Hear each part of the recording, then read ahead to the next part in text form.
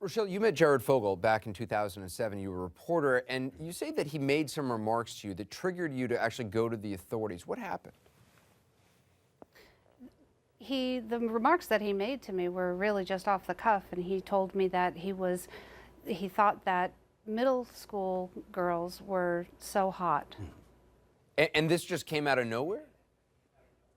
Out of nowhere. We were actually at a school here in my area, and he was with the American Heart Association, and we were preparing. I was doing TV and radio at the time, and I was on the stage in the auditorium. We were waiting for the group of kids to come in, and he thought that we were just by ourselves having a one-on-one conversation, when in fact my cameraman, who was just off in the gymnasium, said he was recording us. And he heard Jared say that to me. We were having just a nice conversation, and he just came out of the blue when we were talking about the kids, and he said that he thought that the middle school girls were hot.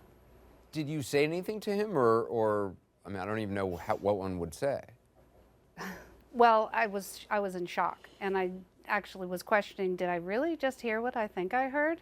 And I looked over at my cameraman, and he just dropped his jaw. He was just astounded, as I was. And in the conversations with him over the years, which you say the FBI had you record, did he say more? Did he talk about sexual relations with underage children? Yes, he did. Yes, he did. He was. It was just something that he really enjoyed, and he trusted me for unknown reasons. I seem to have by nature, my personality is very comforting, and people seem to take to me quite easily, and that's what happened with Jared. And he had said numerous times to me over the course of the years about having sex with minors. And these were recorded conversations? Recorded conversations, correct. John, I mean, you talked about how vigilance is so important. The fact that Rochelle did the right thing in this situation, went to law enforcement, it underscores that when you have a feeling about someone or know they have such awful intentions, how important it is to actually say something. Without a doubt, my hat is off to this lady for having the guts to go forward and pursue this. And this all started out of a small tip to local law enforcement in Indiana, who took it to state law enforcement and then on to the FBI and to federal law enforcement. And this is a great example of the public watching out, saying there's something wrong with this guy. And now in hindsight is 2020, this is a world-class level 3 pedophile. And it's the perfect example of the average citizen like this wonderful woman, someone making that tip and taking it forward and taking a couple creeps off the streets. And John, I mean, the scope of this whole thing, 14 victims, multiple states, and I mean, and again, this is something you've talked about before, but you can't tell what a child predator looks like. That, I mean, it can be anybody. This is somebody who was trusted, who was admired, who was, known around the world. You're absolutely right. You and I have often talked about this. It doesn't look like the guy under the bridge with the trench coat that is exposing himself to the children in the playground. It looks like every grandpa, everybody else out there. And here's a guy that has his own foundation. And the executive director of that foundation, police alleged this guy, Russell Taylor, the executive director of this foundation, secretly videotaped children that came to his house, maybe children that he was working at the foundation. And these guys literally shared thousands. Now, they said that they have over 3,000 videos.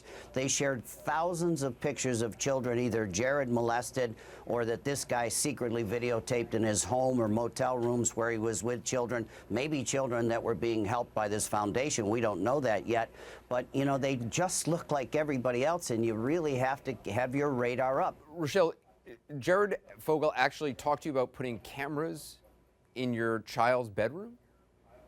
Yes, I had 2 young children at the time, and he talked to me about installing cameras, hidden cameras in their rooms, and asked me if I would choose which child I would like him to watch.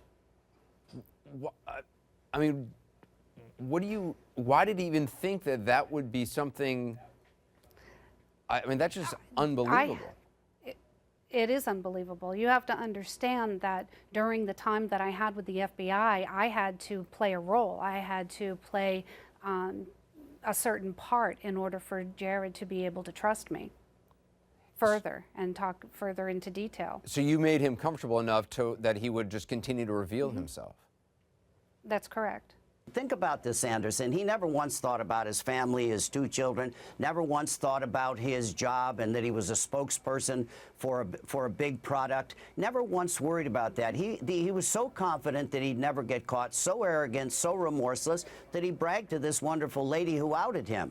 But, you know, I'm very disturbed by the deal. And I'm holding out and hoping and praying that just this judge says, okay, you made a deal, but I'm going to give you the max. I'm going to make sure you're in prison as long as I can keep you there. Which is totally within the judge's power to do that, regardless of whatever deal he has made with prosecutors. John will continue to follow it. Obviously, John Walsh, thank you. Rochelle Herman, really an honor to talk to you. Thank you for all you've done.